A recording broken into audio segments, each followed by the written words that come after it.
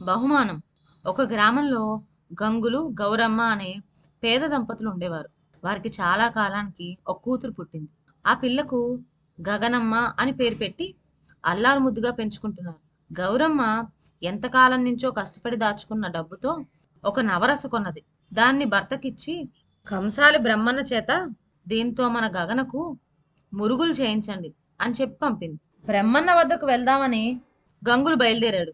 ఆ ఊరిలోనే బులివాపి రాజుగారనే జమీందారు ఉన్నాడు. ఆయన భార్య బసవమ్మ జాలిగుండె కలది. బీదలంటే ఆమె ప్రాణం పెడుతుంది. కంసాలి బ్రహ్మన్న ఇంటికి వెళ్ళాలంటే బాపిరాజు గారి గుమ్మం ముందు నుంచే వెళ్ళాలి. గంగులు ఆ దారిన పోతూ ఉండగా బాపిరాజు గారు అతన్ని పలకరించి లోపలికి తీసుకుపోయారు.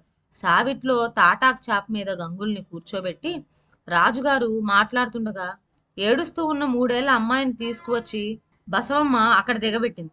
ఆ పిల్ల చేతులకున్న బంగారు మురుగులు చూచి గంగులు మన గగనకు కూడా ఇటువంటి మురుగులే కదా చేయించబోతున్నాను అనుకొని మురిసిపోయాడు.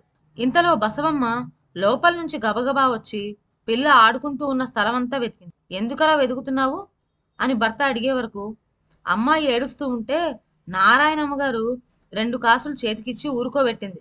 ఇప్పుడు వెతికితే ఒక్కటే కనబడుతున్నది అని చెప్పింది. ఈ మాట వినగానే రాజుగారు, ఏం గంగులు, నువ్వు గాని తీయలేదు కదా అని అడిగాడు. ఇప్పుడు గంగుల సంగతి చిక్కులో పడింది. ఇక్కడ రాజుగారి ఇంట్లో కాసు కనపడకుండా పోయింది. తను పేదవాడు కావటం చేత, ఆ సమయంలో అక్కడనే ఉండటం చేత తనను వారు అనుమానించడంలో ఆశ్చర్యం లేదు. పైగా తన వద్ద సరిగ్గా ఒకే ఒక కాసు ప్రత్యక్షంగా ఉండనే ఉంది కనుక అతను ఏమి చెప్పుకుందామనుకున్నా లోకం నమ్మదు. అందుచేత తన వద్ద ఉన్న కాసు వారికి ఇచ్చేసి నేనే తీశానంటే తీరిపోతుంది అనుకున్నాడు. తన కాసు ఒకటి వారికి ఇచ్చివేస్తే మరి అతను ముద్దుల కూతురు గగనకు మురుగులు ఎలా వస్తాయి? ఇంతకు ఇంటికి పోయి భార్యకి ఏమని సమాధానం చెప్పడం? ఈ విధంగా గంగులు మనసులో మదనపడి తన వద్ద నుండే కాసు తీసి రాజుగారికి ఇచ్చివేసి ఉసూరుమంటూ తన మానాంతన పోయాడు. గౌరమ్మ అస్తమానం, ఏమండి, ఇంకా ఎప్పుడొస్తాయి మన అమ్మాయి మురుగులు అని భర్తను పోరు పెడుతూ ఉండేది. ఇదిగో అదిగో అంటూ గంగులు కాలయాపన చేస్తూ వచ్చాడు. ఇంతలో ఒకనాడు కంసాలి బ్రహ్మన్న ఏదో పని మీద ఆ వీధినే పోతూ గౌరమ్మ కంట పడేసరికి ఆమె బ్రాహ్మణుని నిలేసి అడిగింది. ఆమె మాటలకు బ్రహ్మన్న నిర్ఘాంతపోయాడు. తరువాత నిజ నిజాలు బయటపడ్డాయి. భర్త ఇంటికి వచ్చిన తర్వాత ఏమిటి మోసం అని గౌరమ్మ కంగారు పడుతూ అడిగింది. ఆనాడు బాపిరాజు గారి ఇంట జరిగిందంతా గంగులు దాపరికం లేకుండా చెప్పే వరకు ఆమె మొదలు నరికిన చెట్టులా కూలిపోయింది. ఒక రోజున బాపిరాజు గారి భార్య బసవమ్మ ఒడ్లు ఎండబోసింది. సాయంత్రం ధాన్యం ఎండిన తర్వాత వాటిని బస్తాలోకి ఎత్తి చేపలు దులుపుతూ ఉండగా ఒక తాటాకు చేపలో నుంచి బంగారపు కాసు ఒకటి కింద రాలింది. బసవమ్మ ఆశ్చర్యంతో గబగబా ఇంట్లోకి పోయి తన వద్దనున్న కాసులు లెక్క చూసింది. నా పెట్టెలో ఉండవలసిన 14 నవరసాలు సరిగ్గానే ఉన్నవే. ఆ రోజున గంగులు దొంగిలించిన కాసు వెంటనే తిరిగి ఇచ్చివేశాడు కదా, మరి అదనంగా ఇప్పుడు ఈ కాసు ఎక్కడి నుంచి వచ్చింది అని ఆమెకు సంశయం కలిగింది. ఆమె తన సంశయాన్ని భర్తకు చెప్పగానే ఆయన ఆ కాసులని తీసుకురమ్మన్నాడు. 14 కాసులు పరీక్షించగా అందులో 13 కాసులు 1830లో తయారైనట్టు, ఒక్కటి మాత్రం 1813 సంవత్సరంలో తయారైనట్టు వాటి మీదనున్న ముద్రలు చెప్పాయి.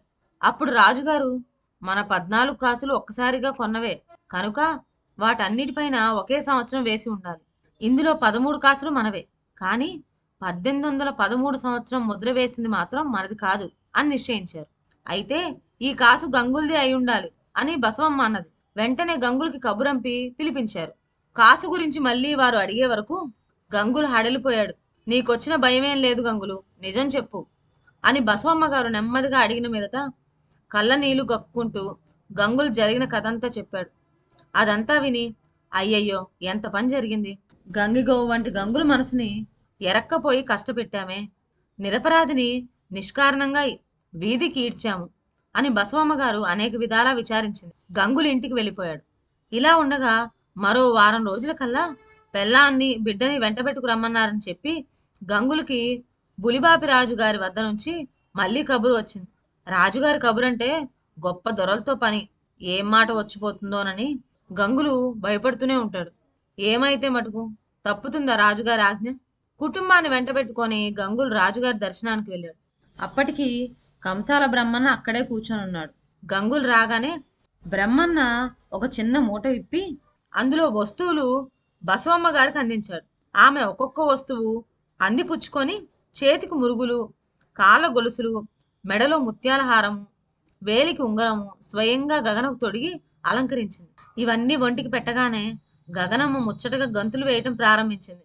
చిన్నారి గగనమ్మ చిట్టి గంతులు చూచి ఆమె తల్లిదండ్రులు, రాజుగారి కుటుంబమే గాక అక్కడ ఉన్నవారందరూ ఎంతో సంతోషించారు. ఇదండి ఇవాల్టి కథ. ఇక సెలవు. నా ఛానల్లోని కథలు మీకు నచ్చినట్లయితే నా ఛానల్ను లైక్ చేసి సబ్స్క్రైబ్ చేయండి. షేర్ చేయడం మర్చిపోవద్దు. కొత్త కథల నోటిఫికేషన్ కోసం బెల్ ఐకాన్ ప్రెస్ చేయండి. Thank you.